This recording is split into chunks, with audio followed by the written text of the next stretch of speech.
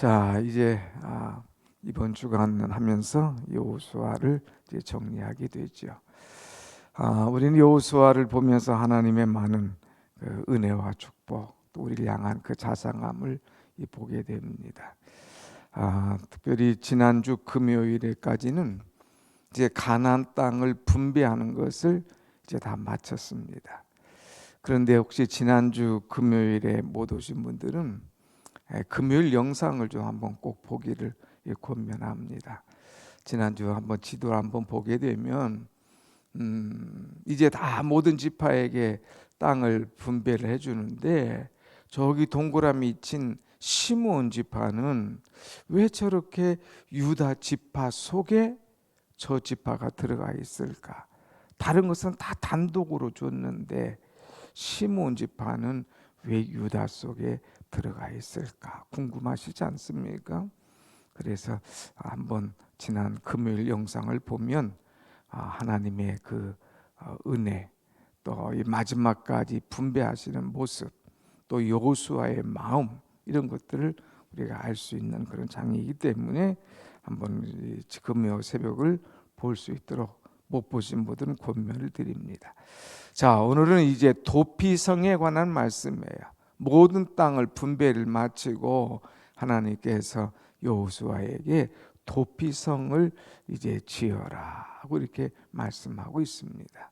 그런데 이 도피성은 여호수아에게만 말씀하신 것이 아니라 이미 하나님께서 모세에게도 도피성을 짓도록 명령을 하셨어요.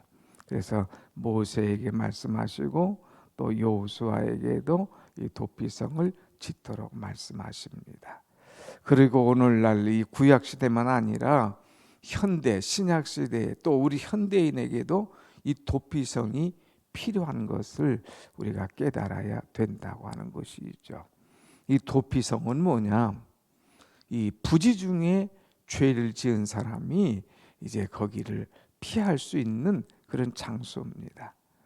지난번 민수기에서도 말씀드렸지만 이 갑자기 이 생각지도 못한 사람을 죽였어요. 예를 든다면 나무가 있는데 나무를 캐기 위해서 도끼를 이제 갖다 댑니다. 도끼를 찍어요. 그런데 이게 도끼를 찍는데 도끼날이 빠져버렸습니다. 뒤로 뺄 때. 그 도끼날이 빠졌는데 또 뒤에 있는 사람이 그 도끼날에 맞아가지고 죽었다 이 말이에요. 그러면 살인이지 않습니까? 죽인 거니까. 아니 내가 고의로 한 게 아니다. 나 실수로 그런 거다. 이거 어떻게 하겠느냐. 이게 그 날이 빠졌는데. 그런데 그 죽은 자의 형제, 부모, 그 자매들은 가만히 있겠습니까? 내가 나를 죽였지 않느냐. 내가 우리 아들 죽였지 않느냐 하면서 그의 보복을 하게 되는 거예요.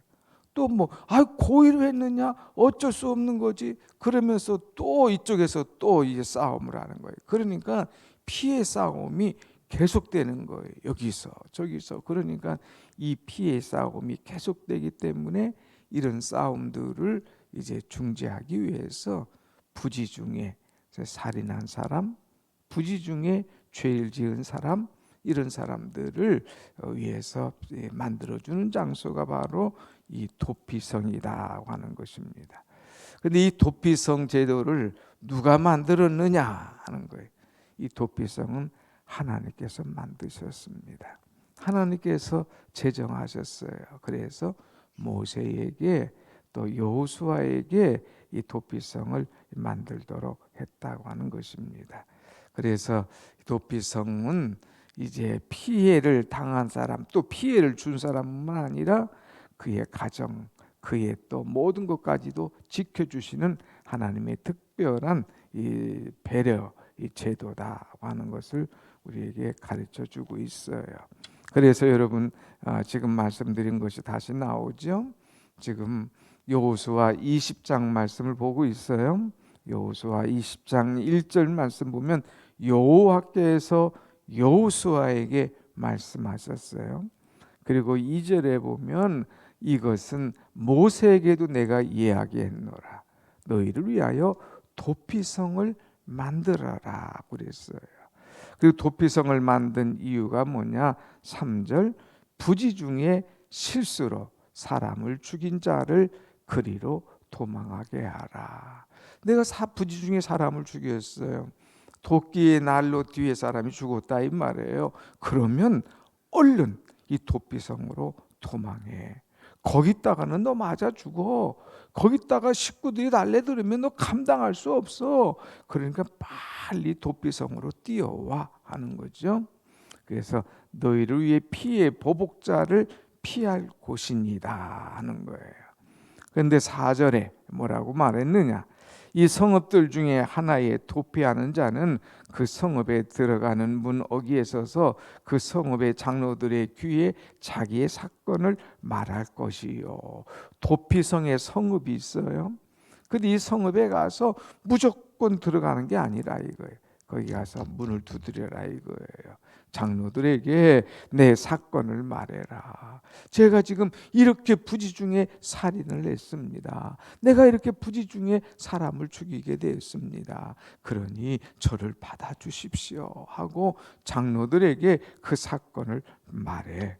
그러면 이 장로들은 그 사건을 듣고 너 들어올 만한 사람이구나. 그래, 너 이 재판 받을 때까지 들어와 해가지고 그를 받아주라고 하는 거예요. 그래서 5절에 보면 그런 말씀이 있죠. 피의 보복자가 그의 뒤를 따라온다 할지라도 그들은 그 살인자를 그의 손에 내주지 말지니 그랬어요. 그래서 이 막 그의 가족들, 피의 보복자 이런 사람들이 막 뒤를 쫓아오는 거예요. 그런데 여기에 도피성에 들어가서 그러면 그 내놔라. 그런 자식을 가만둘 수 없다. 그 살인자 내놔라. 막 해도 거기에 있는 제사장은 그를 내어줘서는 안 된다 이거예요. 그래서 그를 보호해주는 그런 책임이 있다고 하는 거예요. 그러면은 이 부지 중에 살인한 사람은 그냥 거기에 들어가서 보호를 받을 수 있느냐? 아니에요. 재판을 받아야 돼요. 그래서 6절의 말씀 보면 그 살인자는 회중 앞에 서서 재판을 받기까지 또는 그 당시 대제사장이 죽기까지 그 성읍에 거주하다가 그 후에 살인자는 그 성읍 곧 자기가 도망하여 나온 자기 성읍 자기 집으로 돌아갈지니라 하라 하시니라 그랬어요. 그러니까 재판 받기까지는 이제 내주지 마라 이거예요. 근데 재판을 해보니까 이건 고의야. 나를 속였어. 어쩔 수 없었습니다. 제가 고의가 아니었습니다. 이렇게 하고 들어왔는데 재판을 해보니까 이건 고의로 그런 거예요. 그리고 거짓말한 거야. 그럼 내줘라 이거예요. 내줘서 재판받고 죽도록 하라 이거예요. 그거는 반드시 죄에 대한 것은 차단할 건데 내어주라. 재판하기까지 그냥 보호를 해라 하는 말씀이죠. 자, 이렇게 참 도피성 철저하게 제도를 말씀하시면서 특별히 도피성을 이제 어디다 짓느냐 하는 거예요. 그래서 7절에 보면 이에 그들이 납달리 산지 갈릴리 게데스와 에브라임 산지 세겜과 유다 산지의 기럇 아르바 곧 헤브론과 또 8절 보면 여리고 동쪽 요단 저쪽 루벤 지파 중에 평지 광야의 베셀과 갓 지파 중에서 길르알 라목과 므낫세 지파 중에서 바산 골란을 구별하였으니 그랬어요. 여러분 이렇게 말하면 복잡하잖아요. 그래서 그림을 하나 준비를 했어요. 이것 보면 쉽게 들어오죠. 자, 우리가 이제 여호수아에게 가나안 모든 지파에게 기업을 준 그런 그림들을 보았는데 오늘 그림은 좀 색다르죠. 이 동그라미 그림 안에 있는 그 파란 글 이름이 바로 이 도피성이에요. 그래서 요단 동편 그리고 요단 서편 이렇게 6개로 나눠져 있어요. 그래서 요단 이제 동편 제일 요단 서편부터 보면은 납달리 이쪽에 게데스라고 하는 곳이 있죠. 그 다음에 세겜이라고 하는 곳 있죠. 그 다음에 헤브론이라는 곳이 있어요. 그 다음에 이 요단 동편에 보면은 이제 베셀이 있죠. 또 라못이 있죠. 그 다음에 바산 골란이라고 하는 곳이 이렇게 쭉 나와 있는 것을 보게 됩니다. 그런데 이 그 도피성이 왜 동그랗게 이렇게 해놨느냐 하면은 이제 도피성이 너무 멀어. 지금 헤브론 안에 사는 사람이 그냥 저쪽 위에 있다고 하면은, 게데스에 있다면은 거기까지 가다가 그냥 맞아 죽을 수가 있는 거예요. 그러니까 언제든지 자기가 죄를 졌을 때에 또 이런 도피성에 도망하려 할 때에 가까운 데 갈 수 있도록 지역을 저렇게 동그라미, 거의 동그라미 그 지역이 있죠. 그 다음에 이쪽 사는 사람들은 이렇게 하면서 빨리 도피성에 갈 수 있도록 이렇게 피해 놓을 장소, 피해 갈 수 있는 장소를 다 준비해 놓으신 이 하나님의 자상하심을 우리는 볼 수가 있습니다. 가다가 맞지 않도록, 가다가 죽지 않도록 빨리 가고 또 쉽게 갈 수 있도록 이렇게 만들어 주신 것을 우리는 볼 수가 있습니다. 그런데 여러분, 이 도피성은 좀 특징이 또 있어요. 이 도피성에 들어갈 때에 쉽게 들어갈 수 있도록, 또 도피성이 가깝게 갈 수 있도록 이렇게 다 만들어 놓고, 또 이 도피성을 가는 길에 이렇게 쭉 보면은 길을 넓게 해놓으라고 그랬어요. 그래서 신명기에도 말씀이 쭉 나오게 되는데, 길을 잘 닦아놔라. 가다가 뭐 푹 빠진 웅덩이가 없도록 길을 잘 닦아놔라. 넓게 닦아놓으라 그랬어요. 또 도피성 가는 길에 다 안내판을 해놓으라 그랬어요. 마치 우리가 도로 안내판 하듯이 도피성 가다가 이 안내판 없으면 이쪽 길로 또 살짝 갈 수 있어요. 그럼 잘 못 찾다 보면 또 넘어갈 수가 있거든요. 그러니까 안내판을 잘 하도록, 또 안내판의 글씨도 큼직하게 써서 막 달려오면서 야 조금만 더 가면 되겠지, 조금만 더 가면 되지만 도피성의 안내판 글씨가 탁탁 들어올 수 있도록 이렇게 자상하게 안내할 수 있도록 하는 그런 조치를 하고 있는 것을 보게 됩니다. 그런데 이 도피성은 이제 누구를 위하여 해놨느냐 하는 것이죠. 9절 말씀을 한번 보겠습니다. 9절 말씀 다 같이 시작. 이는 곧 이스라엘 모든 자손과 그들 중에 거류하는 거류민을 위하여 선정된 성읍들로서 누구든지 부지 중에 살인한 자가 그리로 도망하여 그가 회중 앞에 설 때까지 피해 보복자의 손에 죽지 아니하게 하기 위함이라 그랬어요. 이 도피성은요, 여기 보면 누구든지라고 했어요.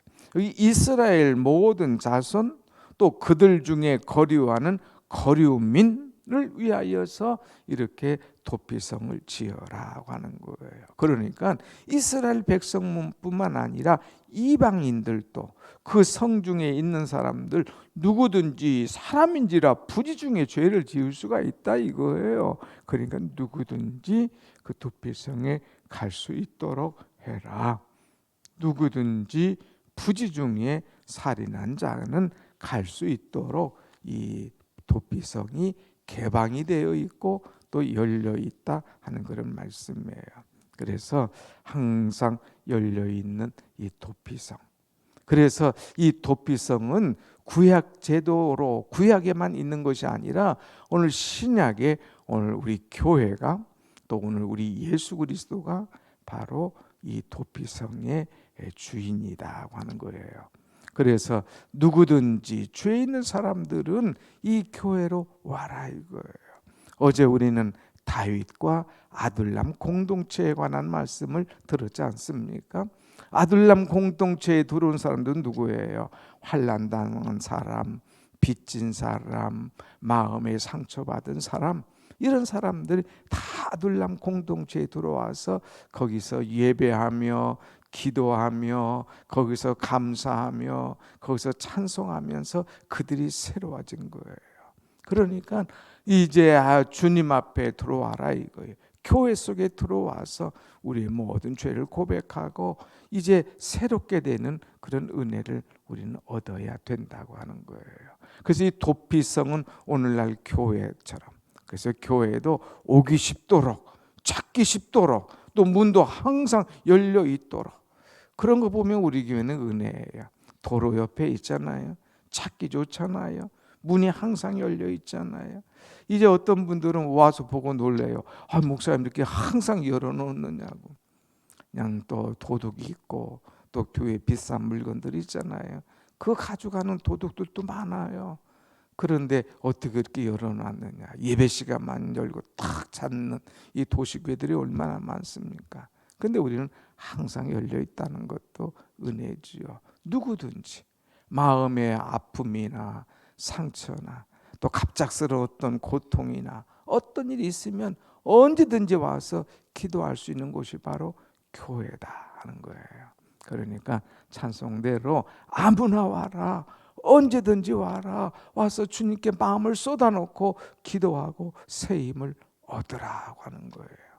그리고 이 도피성은 또 이제 보복을 당하지 않게 하신 그리스도의 모형이다, 이렇게 이야기할 수가 있습니다. 예수 그리스도의 모형이에요. 예수 그리스도는 이 도피성 모든 것들의 완성인 거예요. 그러니까 주님 앞에 오는 사람은 부지중에 죄가 있는 사람뿐만 아니라 또 고의로 죄를 졌고 또 어떤 문제가 심각한 자들도 다 오는 거예요.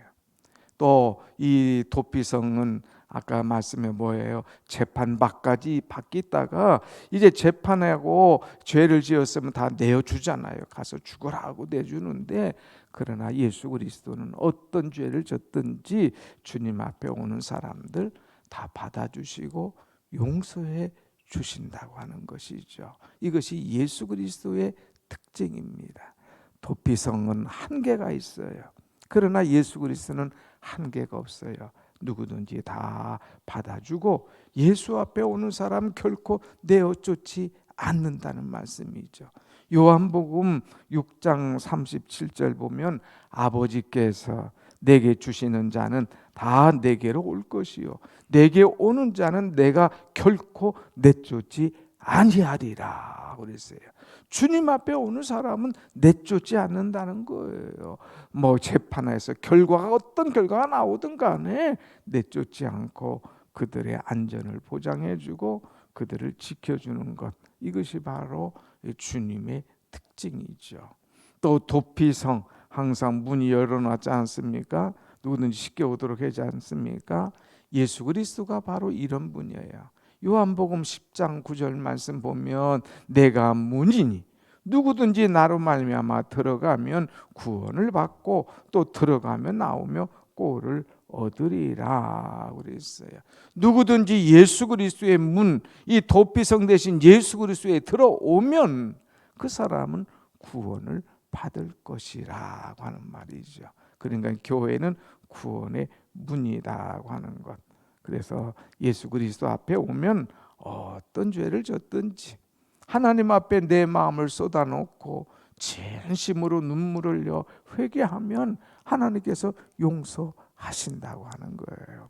그러니까 우리는 뭐 도피성 구약시대 안 살아도 뭐 멀리까지 막 이 도피성 있는 데까지 안 뛰어가도 우리는 주님 앞에 나와서 우리의 마음의 죄악과 모든 더러운 것들을 다 털어낼 수 있고 용서해 주시고 깨끗게 하시고 구원케 하신 이 은혜를 받고 있다는 것이 얼마나 감사한지, 예수 그리스도는 우리의 진정한 도피성인 줄로 믿습니다. 아멘. 그래서 예수 그리스도는 이 도피성보다 더 나아가서 더 탁월한 그런 도피성을 이제 우리에게 준비해 놓으셨다고 하는 거예요. 여기는 이제 이방인 또 뭐 이 이스라엘 백성 뭐 이렇게 조금 어떻게 보면 또 한정될 수 있어요. 그런데 예수 그리스도는 더 나가서 모든 사람들, 세계 모든 민족들, 남녀 노소 이거 관계 없어요. 다 나오세요. 그래서 죄인을 철저하게 보호해 주시는 예수님. 누구든지 주님 앞에 오기만 하면 돼. 누구든지 예수 앞에 오기만 하면 주님께서 다 받아주시는 그 은혜를 우리에게 허락해 주셨다는 것, 이것이 얼마나 감사한지 한번 같이 합시다. 예수 그리스도는 우리의 도피성이십니다. 예수님 우리의 도피성이다. 예수님 바로 찾기만 하면 우리는 안식을 얻을 수가 있어. 참된 기쁨을 얻을 수 있어. 그 속에서 만족함을 얻을 수 있어. 그 속에서 소망을 가질 수 있어. 더 나아가서 그 속에서 참된 구원을 얻게 되는 줄로 믿습니다. 아멘. 기도하겠습니다.